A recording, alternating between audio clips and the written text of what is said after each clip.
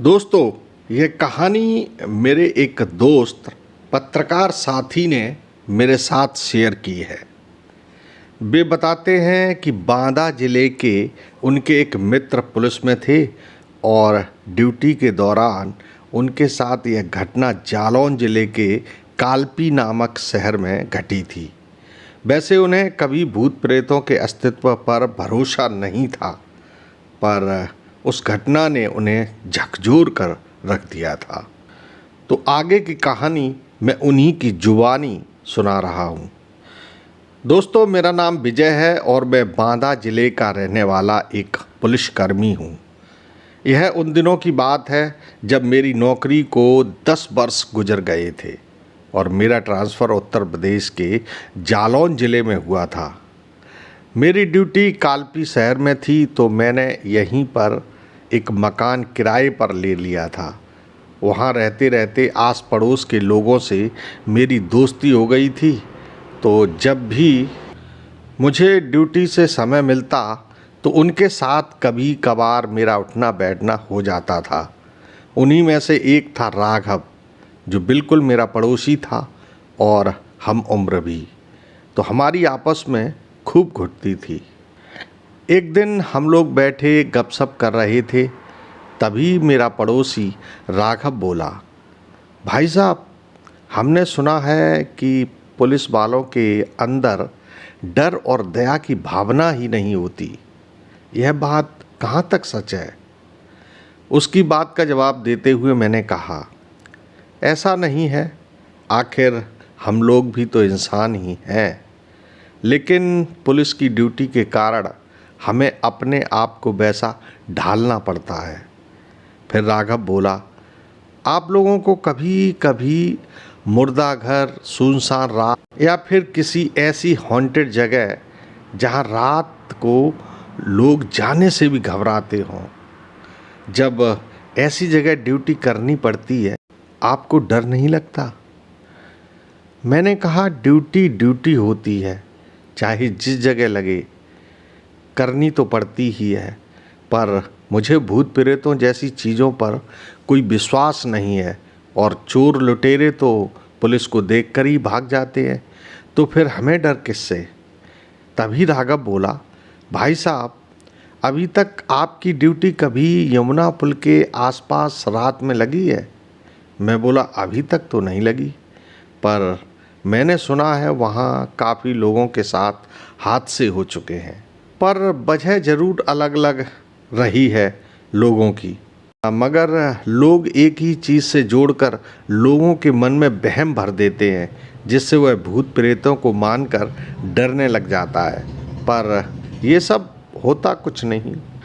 खैर, बात आई गई हो गई। एक रात मेरी ड्यूटी यमुना पुल के पास थी और मैं गश्त के लिए निकल कर जा ही रहा था। उस समय रात के लगभग 12 बजे होंगे।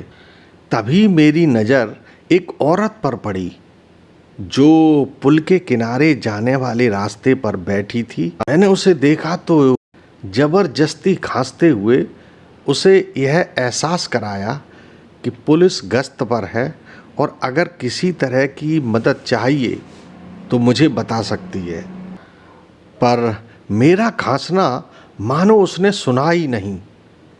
मुझे अजीब सा तो लगा कि आखिर इतनी रात के समय एक अकेली औरत भला यहाँ बैठी कर क्या रही। पर मैंने सोचा, कोई बात तो ज़रूर है, चलकर पता कर लेते हैं। अगर ज़रूरत पड़ी तो थाने को इतला कर दूँगा, उसकी मदद हो जाएगी। ऐसा सोचते हुए मैं उसकी तरफ बढ़ने लगा। काफ़ी दूर चलने के बाद मैंने देखा कि वह औरत कदम दर कदम आगे बढ़ जाती। मैंने उसे ज़ोर ज़ोर से 2-4 आवाज़ें लगाईं। अरे बहन जी, ज़रा सुनो, मैं पुलिस वाला हूँ, आप रुको तो सही। पर मेरी बात का उसके ऊपर कोई असर नहीं हुआ। एक बार को मुझे लगा कि कहीं वो औरत मूक बधिर तो नहीं, जिसे मेरी चहलकदमी और आवाज़ सुनाई न पड़ती हो। इसलिए मैं ज़रा तेज़ी से उसकी तरफ बढ़ा, बल्कि यूँ कहिए मैं लगभग भागते हुए उसकी ओर बढ़ा।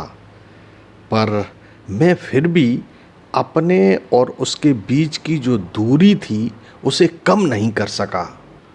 और मैंने एक बात और नोटिस की कि वह औरत मुझे जिस पोजीशन में दिख रही थी अब भी उसी पोजीशन में दिखाई पड़ रही थी। यानी मुझे उसके अंदर कोई हलचल नज़र नहीं आ रही थी। अब मैं भी यह सोचने पर मजबूर हो गया कि कहीं ये कोई चुड़ैल बुड़ैल तो नहीं।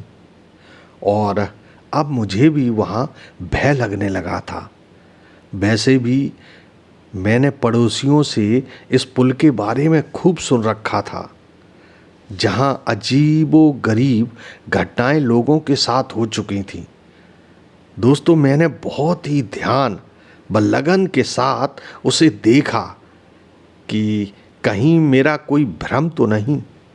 पर इसी बीच मैं अपना डर कम करने के लिए हनुमान चालीसा का पाठ करता हुआ उस औरत की तरफ बढ़ा, तो देखा कि वह औरत अचानक से गायब हो गई। पर कुछ ही देर बाद वह औरत मुझे नदी के किनारे पर खड़ी दिखाई पड़ी, जो कुछ ही देर बाद एक घोड़े का रूप लेकर नजर आई। इसके अलावा भी उसने अपने कई रूप बदले। अब मेरा शक यकीन में बदल गया था कि वह कोई चुड़ैल ही है। इसके बाद तो मुझे भी इतना भय लगने लगा कि मैं वहाँ रुक नहीं सका और सीधा थाने पहुँच गया। फिर जब मैंने यह बात अपने दोस्त राघव को बताई तो उसने कहा, अच्छा हुआ भाई साहब आप नदी के किनारे नहीं गए, क्योंकि जिसे आप औरत समझ रहे थे वो एक छलावा था, और छलावा पानी में ही शक्तिशाली होता है और लोगों को हमेशा पानी की तरफ ही ले जाता है ताकि उसे डुबोकर मार सके। उस रात के बाद वहाँ 2 लोगों की ड्यूटी लगाई जाने लगी, पर मैं इतना भयभीत हो गया था कि मैं कभी उस भूतिया पुल के किनारे नदी पर ड्यूटी करने नहीं गया। आज भी उस घटना को याद करता हूँ तो सिहर उठता हूँ। तो दोस्तों, आज की कहानी में बस इतना ही। कल फिर मिलेंगे एक नई कहानी के साथ ठीक शाम 6 बजे। तब तक के लिए प्रमोद झा को इजाज़त दीजिए। नमस्कार। जब